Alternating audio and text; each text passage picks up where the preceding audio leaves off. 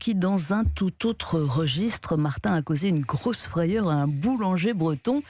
Rien de grave quand même. Non, écoutez, c'est plutôt drôle en fait. C'était le 19 juillet dernier, en pleine torpeur de l'été. TF1 diffuse son magazine dominical 7 à 8.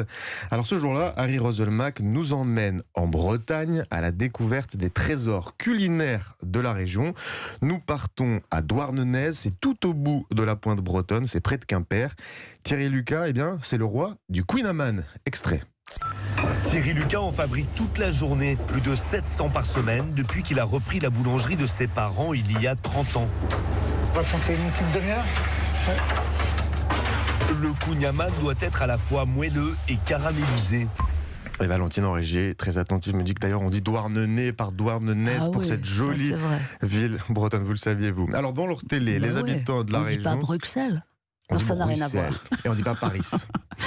Alors devant la télé, les habitants de la région de Douarnenez, donc, mais aussi bien plus loin encore que de Douarnenez, tombent carrément sous le charme de ce boulanger et ils veulent absolument, mais alors absolument, goûter au Queen Amman de Thierry Lucas.